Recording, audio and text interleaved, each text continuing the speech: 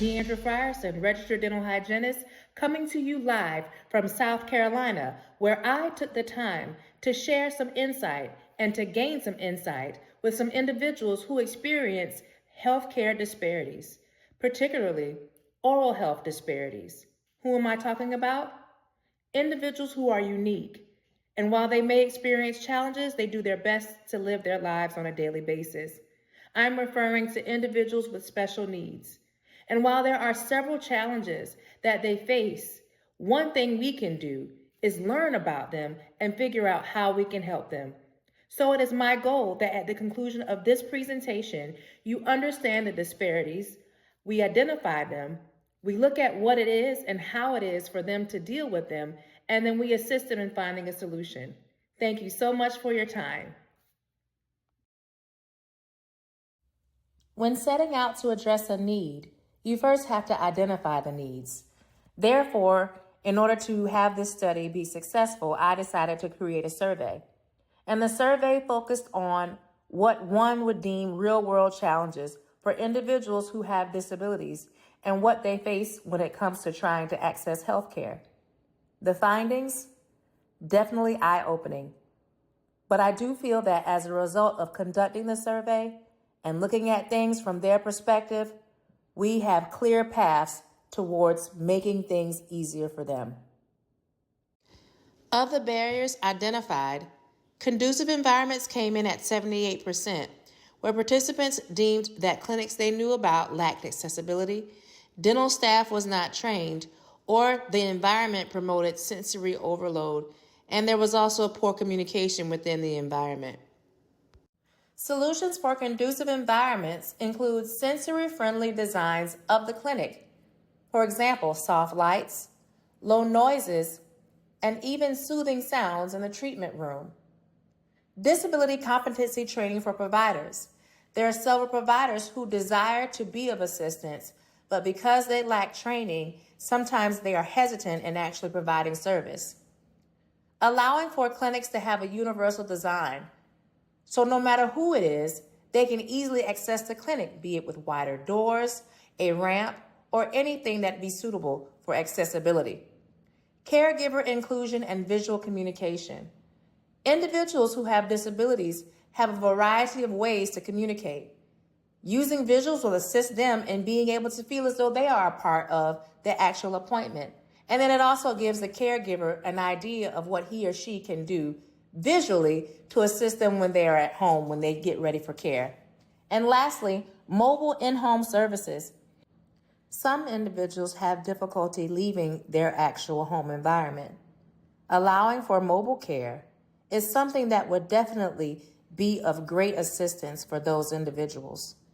70% of the individuals who participated in the survey also ranked dental care costs being something that's a major concern, especially for those who are on fixed incomes or they have limited insurance coverage.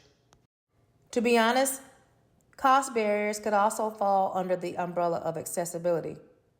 What can be done? Some clinics can look at utilizing a sliding scale for certain procedures, or actually for all procedures. And if there are clinics that already have sliding scales, expanding that so that it could be more accessible financially. Use of public funding and grants. While those things can be few and far between, finding them out would allow for these individuals to be able to have services even if they don't have the money themselves. And then lastly, partner with dental schools for free services. It'll also work hand in hand with providing those students with what they need to be prepared to be the best dental clinicians that they could possibly be. Everyone wins. 40% of the participants participating in the survey stated that transportation was a challenge, be it long travel distances and inadequate paratransit services, those being public accessible services. Rural areas did not allow for the connectivity of those things to happen for them. Therefore, if they don't have personal transportation, getting care is extremely difficult. Solutions for transportation include expanding Medicaid ride programs. Here we see how beneficial launching mobile dental clinics would be, and then possibly offer travel stipends or reimbursements. 45% of the participants deemed difficulty with at-home oral hygiene posed a barrier for them. And what could we do to assist them? PTA.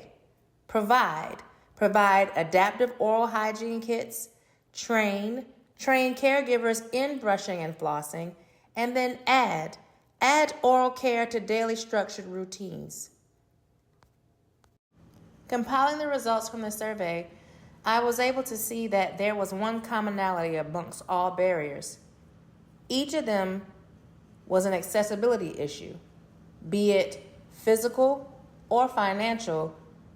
Somehow or another, accessibility became the theme of it all.